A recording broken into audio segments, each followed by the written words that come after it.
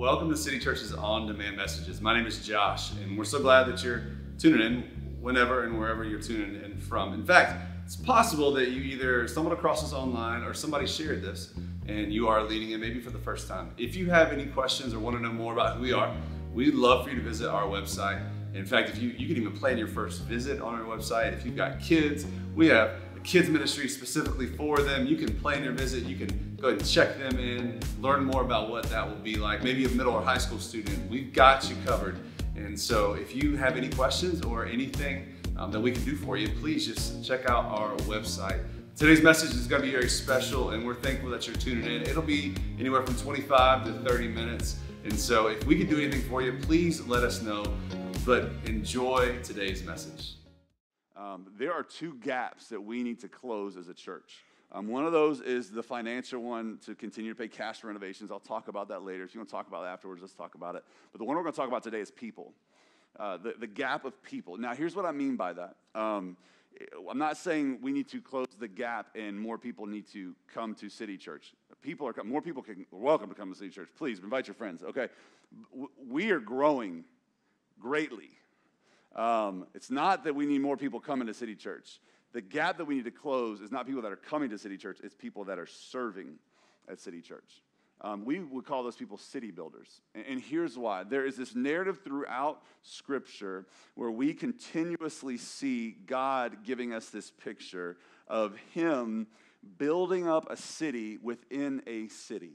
And so there's multiple times. In fact, the one that we're in Jeremiah over this series is where the Israelites are in the city of Babylon, a pagan nation, and God gives them specific instructions on how to live as a city of God within the city of man. This is a call that God placed on our life. This is why we're called City Church, because at some point God just spoke to us and said, I want you to be a part of the city of God for the city of Griffin. And so there's this piece of growing and building up the city of God. And so we don't call volunteers because volunteers can just feel like a name on a roster and you're just filling out a role. We call people that serve at City Church city builders because we believe that you are helping God build up His city within the city of Griffin. And so those are city builders. And so we need to close that gap. In fact, today we're going to see how this goes. This could be terrible, but why not just risk it, okay? Every card on here, and I'm going to explain this at the end, but every card on here represents an opportunity to serve in a gap that needs to be filled. So if at any point, this is not going to help my ADD at all, but at any point, if you feel led and you are not serving at City Church, and I'm going to talk more about it, but if at any point in this message you feel like I'm not serving and I want to step into the God-given opportunity that God has given me to serve, just walk up here and pick up a card. Now, I was a youth pastor for years, and when you do that in youth ministry with middle and high schoolers, they just want to do it because it's funny or cool. Don't be the funny guy, okay? But if you really feel led, just come up here and grab one at some point. There's going to be an opportunity at the end as well. So we got to close that gap. Here's how, and here's what that looks like. I believe that one of the greatest catalysts for growth in someone's life is when they take the things that God has given them, and they use it to serve others. The greatest catalyst of growth. And so we've been in this series called Here to Stay. We believe that that our city needs the staying power presence of Jesus in our city. It's part of why we purchased a building in the middle of downtown to be just present where people are. And so we're excited about that, but we believe that there's three things that Here to Stay people believe. That I am here for a reason. You are here in this moment for a reason, but you are here on this earth for a reason. God has given you something. He's placed something in you. Don't waste it. We're going to talk about this morning. I will leave a legacy where I live. And so I'm not just going to live for myself. I'm going to think towards future generations. And I'm going to leave that legacy. My dad used to tell me this all the time when I grew up, not when I was a kid, but I was like, Dad, how the heck did you raise me? Like, how'd you put up with me? He said, here's what I told myself. I'm not raising my son, I'm raising my grandkid's father. Right? I was like, okay, Dad. He said, I'm going to leave a legacy. I'm going to leave a legacy where I live. And the last one is, I will grow where I'm planted. So God comes to these Israelites in Jeremiah, and He says, hey, you are in captivity in the city of Babylon, and while you are there, I want you to build houses, plant gardens, and eat from their produce. Meaning, I want you to stay put, and I want you to invest in the city. And so we said we said this, that here to stay people are residents that invest, not tourists that consume. Here to stay people, people that believe God has me here for a reason. We're residents that build houses, and we live here, and we invest. We're not tourists that just pass through and consume. So we're going to be in a passage this morning, Matthew chapter 25, verses 14 through 30. It's a passage that we've walked through before, but I want to look at it in a little bit different light. So here's some context around this. Jesus is talking to his disciples, and he's actually talking about really like the end of time, when God comes back to rescue and to save and to take us home with him.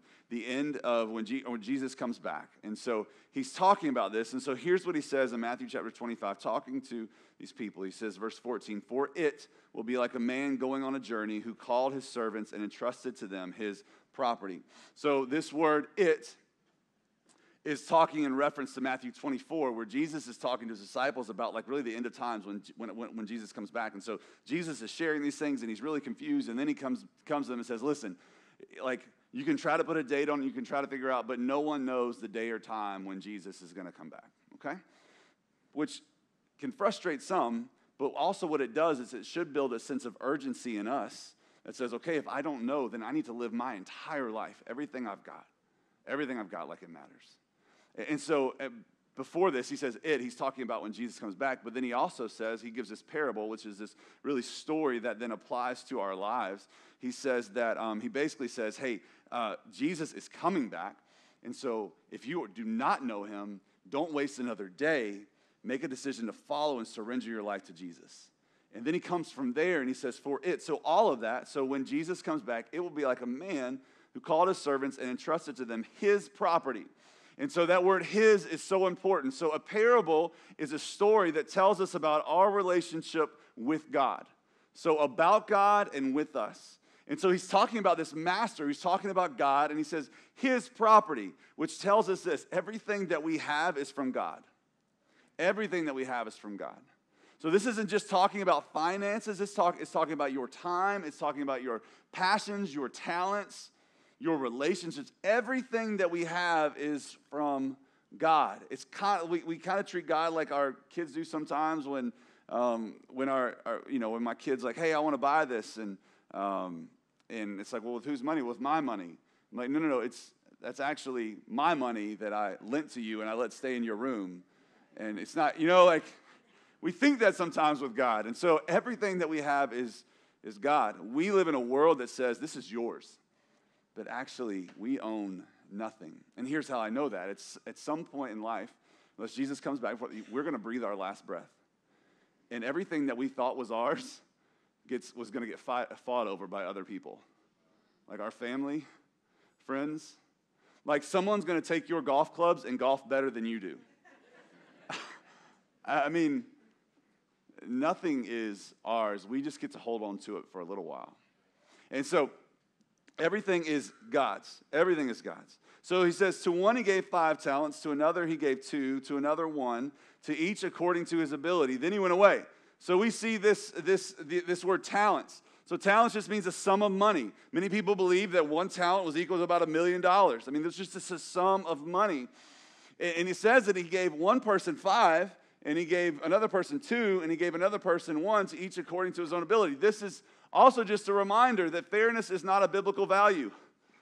It's not a thing like when your kids are like, it's not fair. We say, that's not fair. Well, actually what is fair for us because of our sin is hell. And so if we want fair, I don't want fair, okay? So fairness is not a biblical value. And so he says he gives 1 5, he gives 1 2, and he gives 1 1. Here's also what I see in this. So between this 5 and this 2, what we see later is they just get to work and they invest. They don't compare. Like you don't see this instance where the 5 or the 2 is like, why did he get 5? Why, and here's why: because comparison is the quickest way to lose and forget and miss out on the call of God on your life. When we compare, we miss out on God's purpose in our life, and we basically say to God, you didn't do this right. You messed up. I should have gotten that. What it does is when we compare, it either puffs us up, which then builds up pride in us, which is sin, or we feel like we're not as good as someone else, and we begin to condemn ourselves. And the scripture says that there is no condemnation in Christ. And so either way, comparison draws us from God, and it's the primary way of the enemy to distract us, but the primary way for us to find our greatest satisfaction in life is to figure out why God created us and actually do it. Actually do it. Verse 16, he who had received the 5 talents went at once and traded with them, and he made 5 more. So here's what it tells us. What did it say that he did? He went at once. He went at once. He didn't wait. He didn't delay. Didn't even pray about it. He just knew that the master had given him something, and he knew what to do with it, and so he was obedient. He went at once. You see, many of us already know that God has given us resources, opportunity, time, or talents, and you know the reason why he gave it to you, and you're just putting it off and delaying and just sitting there and doing nothing with it. And so this first servant, he didn't delay, he went at once. So also, he who had the 2 talents made 2 more, so he went and did the same thing. But he who had received the 1 talent went and dug in the ground. He just dug a hole, and he hid his master's money. So this is a parable that teaches about God and us. This is not just a parable about money, although it can be used for money. What God has given to us, we need to figure out how do we invest it in what matters most and lives on beyond us. But this isn't just about money. I'm not talking about money this morning. This is talking about everything that the master, that God has given to us. Everything. And here's what happens is evidently we don't know what got him. Well, we know what got him here in a little while, but what the servant does is he didn't want to squander, he didn't want to mess up, so he just dug a big hole and he buried it. And he just left it there. The question for us has to be, what has God placed in your hands that you're trying to hide? That you just dug a hole and you're like, I'll just leave it there. What has God put in your life that you are trying to hide? I've grown up in church my entire life, and so I've been this person as well. But I think this is the majority of church people. And I don't mean city church, I just mean church people. God has poured out resources and talents upon us, and instead of living on mission for God, we just go and live the easy, comfortable life. I think many saved people sit and never do anything. In fact, I want to do this. Listen, let me say, I love you. But I want to do this, okay? And I want you to hear me. God has called every single one of us to an incredible life that is to be led by us giving our life away. And what God has given to us, that we serve and we love others so that other people. And so God has specifically called you. I love in a room this size, there's so many different gifts and abilities and talents that God has given each person. So here's what I need you to do. If you can, I need you just to lean forward and put your hand behind your back on the back of your seat. It's probably a little warm, right? God has created you for more than just warming up a seat on a Sunday morning. And I don't say that in a guilty way, but I say that in such a way that this parable is true for us individually, but it's also true for us as a church. That God entrusts to us people. And so what we're called to do is to actually help people figure out why they were created, where their giftings are, and then help them take steps towards this. You were created to contribute so much more. You were created for the glory of God and to serve him in a unique way. But if we are not careful, the church can start to look like this.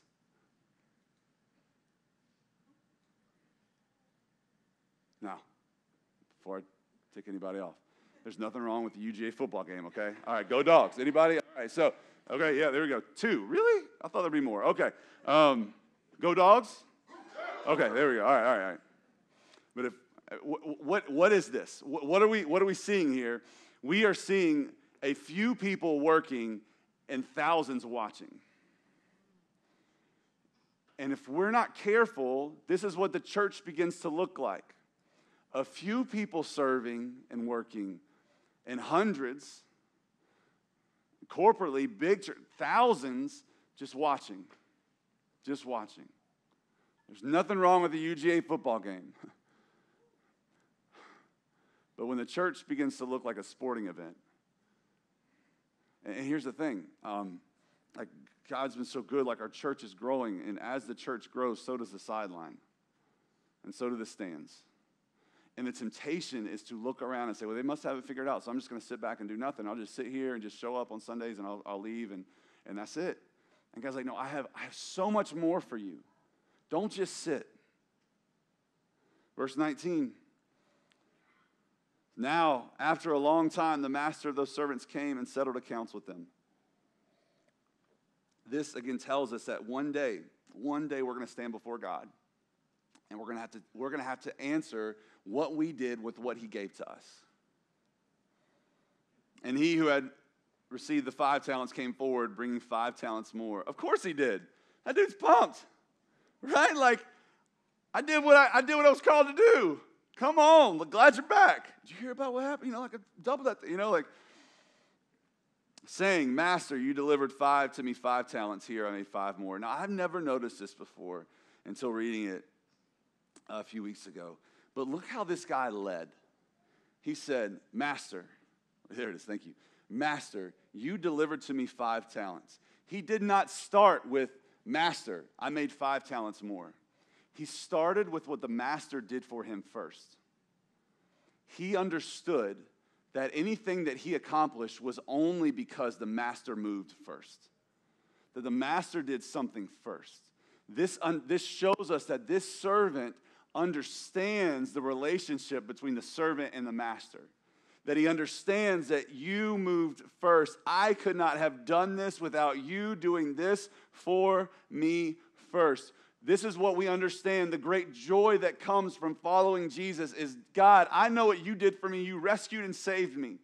You sent Jesus, a suffering servant, to die for me and to give me life. And so because of that, I lead with that. And then I just serve you from that point on. This servant understood this. So verse 21, his master said to him, well done, good and faithful servant.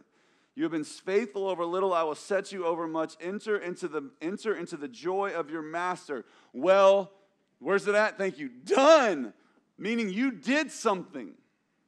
It was built on what I did for you first, but you did. He didn't say, well thought out, or like well-intentioned. No, God is a God of do. And so it was finished on the cross with Jesus, and then he calls us to do. And so many of us, I think, we can get so stirred up and moved on a Sunday morning and then get in our car and we do nothing about it. Verse 22, and he also went to the one with 2 talents. And the one with 2 talents again said, Master, you delivered to me 2 talents. Same thing. He started with what the master did for him. Here I have made 2 talents more. His master said to him, well done, good and faithful servant. You have been faithful over a little. I will set you over much. Enter into the joy of your master. I think it's pretty amazing that the person with 5 talents and the person with 2 talents did not compare themselves to one another. They just went out and did what they were called to do, and their reward was the same from the master. Well done. Enter into joy. Verse 24, he also who had received the 1 talent came forward, saying, Master, I knew you to be a hard man, reaping where you did not sow and gathering where you scattered no seed. So I was afraid. And I went and hid your talent in the ground. Here, have what is yours. This word afraid, it literally means to scare away or to be scared away. Like not just like, oh, I'm a little fearful, like I'm afraid and I run. I don't know if you're a runner when you get freaked out, when you get afraid, but you've maybe been there before. Like I remember there's one point when we first bought this building and there was no power, no lights in downtown. It's a 45,000 square foot building. And I was just walking through there by myself, and I heard a little movement. And I wasn't like, oh, I'm a little startled. I was like, I'm out, and I just ran out the door. This is what he's saying. I was afraid, and so I ran. It's not just like I didn't do anything. I actually my soul ran from what I was called to, and so I just buried this thing instead. Is fear causing you to hide the gifts that God has given you? Verse 26, but his master answered him, you wicked and slothful servant, you knew that I reap where I have not sown and gather where I scatter no seed. Then you ought to have invested my money with the bankers. And at my coming I should have received what was mine, my own, with interest. So take the talent from him and give it to him who has 10 talents. For to everyone who has will more be given, and he will have an abundance. But from the one who has not, even what he has will be taken away. And cast the worthless servant, this is where it gets just real. Cast the worthless servant into the outer darkness. In that place there will be weeping and gnashing of teeth. Now, we have to understand that God, that the master did not cast him into, and again, this is a picture of like when Jesus comes back, like we're either going to get to enter into the joy of heaven or be cast into hell. The servant wasn't cast out by the master because of his performance. He got cast out because his actions proved that he didn't know the master in the first place.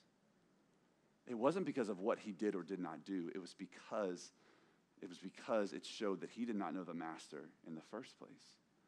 And so because there wasn't a relationship there and there wasn't obedience there, he didn't know him in the first place, which also tells us this then, that for the 2 and the 5 talent guy or girl, how they handled what was given to them was evidence that they did know the master. How they handled how they invested showed that they knew who the master was. How we handle and do with what has been placed in our hands shows the world what we know about the master and believe about him and that we know him. You see, God cares a lot about what we do with what he gives us. He cares a lot. This is what this parable tells us, that God cares a lot about what we do with what he gives us. So can I ask you just a very personal question? What are you doing with what God has given you? What are you doing with what God has given you? And is what you're doing with what he's giving you evidence that you know the master? Mark 10 is very clear, verse 45. It says, for even the Son of Man, Jesus, did not come to be served, but to serve and to give his life as a ransom for many. So here's why I say it again. One of the greatest catalysts for personal spiritual growth in someone's life is when they take the things God has given them and they serve others. How we steward what God gives us shows the world if and how we know him. So 2 quick stories that came to my mind. The first one is about Clifford, not the big red dog.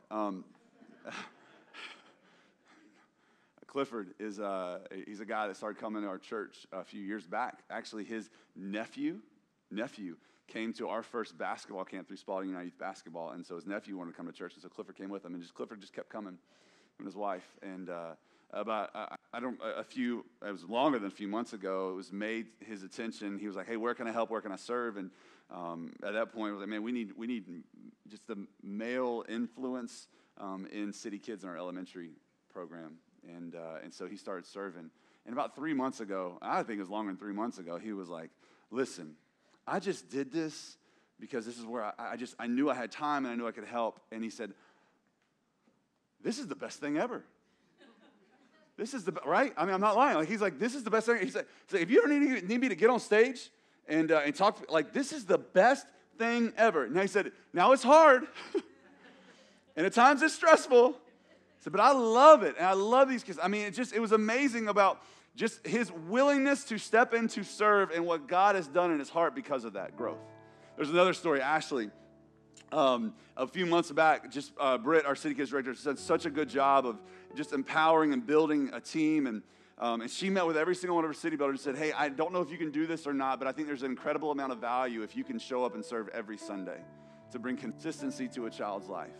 Ashley was one of those. She is in a preschool, and Ashley said, you know what, I'll do that. I can commit to that. I will do that. I can inconvenience myself in that way for the good of these kids and these families. A few months back, we had a family come to our church, and they'd just been through just a lot of stuff, and two of their kids were in preschool in Ashley's class. And so the first week they show up, and they're just screaming, like, I don't want to do this. You know, if you've seen this before, you know, like, oh, no. And next week came back, and no. And I'm thinking, how's Ashley feeling right now? You know, I mean, it doesn't feel great. Like, okay. Next week, I don't want to do this. Next week, those 2 kids walk in and give Miss Ashley a big old hug. Go right in. she came up to me and Britt after a gathering about a month ago, and she's like, I got to tell you this story. She's going to tell us this story, and just her face just lit up, and she was like, this is why it's so important that we show up consistently for that reason. Like that's doing something in her. One of the greatest ways that we can grow is by taking what God has given us and using it to serve others. So what are these cards about? I asked our teams, I said, hey, just give me the landscape. Give me where when we talk about our teams. Because I think what can happen sometimes is, in church, you can look around and be like, hey, they got this thing covered. Like, it's going great. They're doing great. And if you're a city builder in here or not, like, can we just we are so thankful for you that you serve, okay?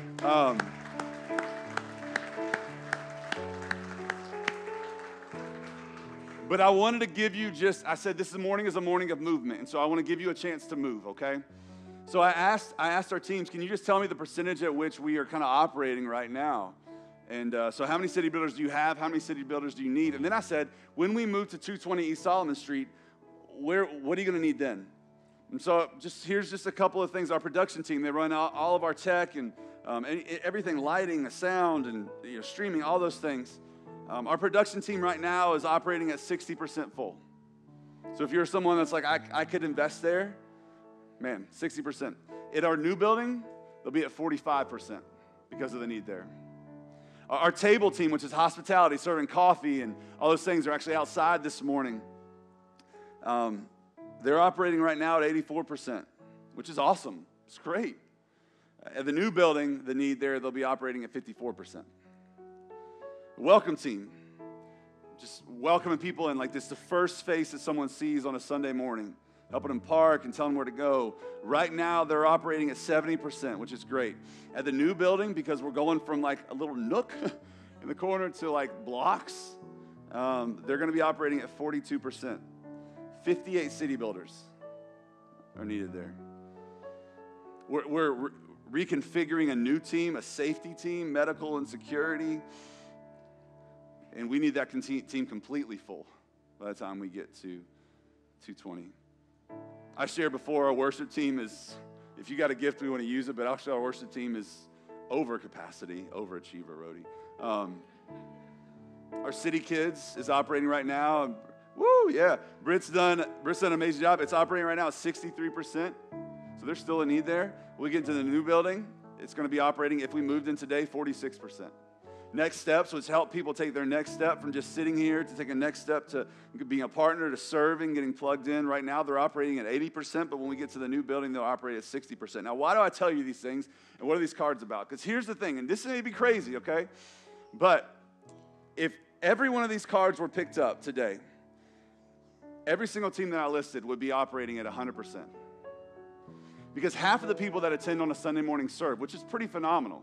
But if 90% of the other half said, I'm going to serve on a team, I'm going to use what God has given me to invest and invest in his church. If 90% of half of those people, hopefully that makes sense, picked up a card today, 100% of our teams will be full. And so the question that I have again for you is, what are you doing with what God has given you? Do you have time? Do you have a passion for one of these areas? Do you have giftings and talents and abilities? And if you do, then my question would be, why are you sitting? Now, for some, you're sitting because their healing needs to take place, and that's fine for a season, okay? That's fine. Some of you, it's your first time here, like, whoa, that's a little forward. No, we're just glad you're here, okay? I'm not asking you, unless you just feel led, I'm not asking you to do that. But there's many of us that have been sitting for a while that aren't doing anything with what God has given us. And it's time that we do something about that.